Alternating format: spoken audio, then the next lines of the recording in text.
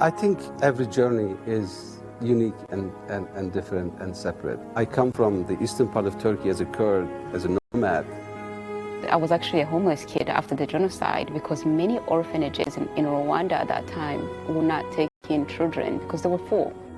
We had a civil war in Lebanon. So as a kid, imagine sleeping at 3 in the morning and then the whole building would shake, glass broken, lights, sirens. These faces are 3 of the 43 immigrants featured in President Bush's new book. Some faces you may recognize, a part of our history books, like former Secretaries of State Henry Kissinger and Madeleine Albright. But most you will not. The people the former president says make up the very spirit of America. Welcome.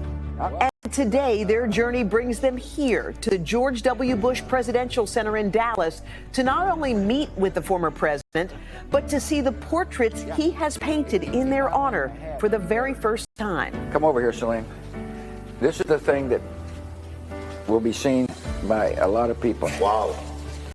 Salim Asraoui became one of the 1 million people who fled Lebanon's civil war when he was just 13.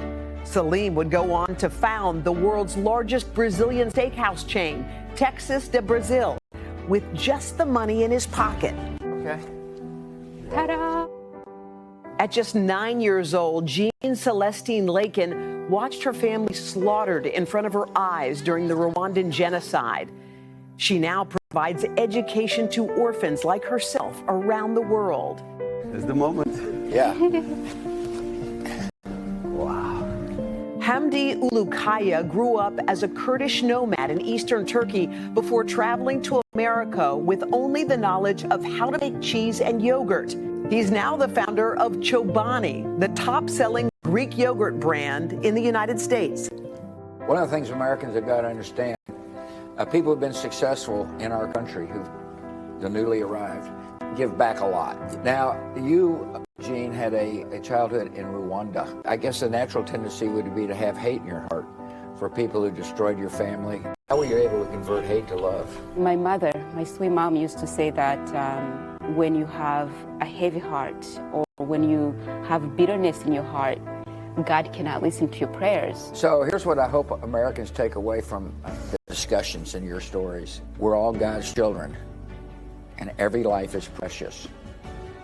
And if you start with that, with love in your heart as opposed to anger in your heart or suspicion in your heart, then all of a sudden these problems are more easy to solve.